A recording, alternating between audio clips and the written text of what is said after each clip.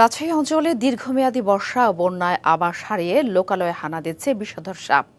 গেল ৮.৫ মাসে সাপের দংশনে রাজশাহী মেডিকেল কলেজ হাসপাতালে যান প্রায় ১,০০০ মানুষ। এর মধ্যে মারা গেছেন ৩০ জন। দংশনের শিকার ৮৬% মানুষ প্রথমে যান ওঝার কাছে। সরাসরি হাসপাতালে যান মাত্র ৩% সাপে কাটা রোগী। দ্রুত হাসপাতালে গেলে কমবে জটিলতা ও মৃত্যুহার, বলছেন বিশেষজ্ঞরা। ৪ দিন আগে সাপের কামড়ে মারা যান রাজশাহীর কেশবপুর পদ্মাপাড়ের বাসিন্দা আবুল বাশার।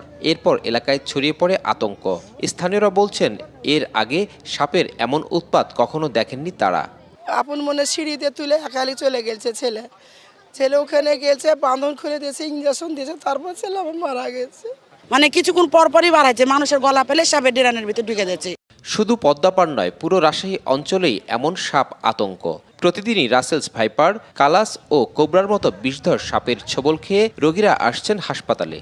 আমি মাঠ থেকে কাজ করে সন্ধ্যা ৭টার সময় বাসার দিকে আসছিলাম, আসতে লেগে কামড় দিছে। হাসপাতাল কর্তৃপক্ষ বলছে, গেল ৮.৫ মাসে চিকিৎসা নিতে এসেছে ৯৫৪ জন সাপে কাটা রোগী। ডায়ালগ সুবাসিত টয়লেট ক্লিনার, যার পাওয়ার প্লাস ফর্মুলা টয়লেটের কোনায় কোনায় পৌঁছে ৯৯.৯৯% জীবাণু ধ্বংস করে। রিমার্ক। গত কয়েক বছরের মধ্যে এবারে কিন্তু সাপে কাটা রোগীর সংখ্যা হাসপাতালে সব থেকে বেশি। প্রায় ৮৬% রোগী কিন্তু সাপে কামড়ের পরে প্রথমে ওঝার কাছে যায়, তারপরে তারা হাসপাতালে আসে। সাপে কাটা রোগীরা হাসপাতালে যান দেরিতে, আর বেশি দংশনের শিকার হন গ্রামের মানুষ। তাই উপজেলা হাসপাতালে অ্যান্টিভেনম দেওয়ার তাগিদ চিকিৎসকদের। যে অ্যান্টিভেনম দেই, সেটা যেই ভেনমটা, যে বিষটা অলরেডি নার্ভ এন্ডিংয়ে ফিক্স হয়ে লেগে গেছে, সেটাকে কিন্তু নিউট্রালাইজ করতে পারে না।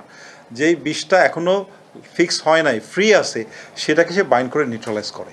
যদি আর্লি আমরা অ্যান্টিভেনম দিতে পারি, তাহলে মৃত্যুটা কিন্তু অনেকটাই কমে নেওয়া সম্ভব। এটা আসলে দীর্ঘদিন ধরে বন্যা ও বৃষ্টিপাতে আবাস হারিয়ে লোকালয়ে চলে আসছে সাপ। সাপের দংশন থেকে বাঁচতে টর্চ লাইটের ব্যবহার, মশারি টানিয়ে লাইট জ্বালিয়ে ঘুমানোর পরামর্শ গবেষকদের। রাত্রে লাইট জ্বালিয়ে রাখে রুমের মধ্যে বৃষ্টির রাত্রে, তাহলে এই সাপগুলো লাইট যেহেতু অ্যাভয়েড করে চলে, সেই জন্য তারা মানুষের বিছানায় উঠবে না। এই সতর্কতাগুলো যদি অবলম্বন করে, তাহলেই সর্পদংশন থেকে নিজেদেরকে নিরাপদ রাখা সম্ভব। দংশনের পর অনেকেই জীবন্ত সাপ ধরে নিয়ে যান হাসপাতালে। চিকিৎসকরা বলছেন, এতে আতঙ্ক ছড়ায়। মৃত সাপ বা ছবি নিয়ে গেলে চিকিৎসা দেয়া সহজ হয়। সৌরভ হাবিব,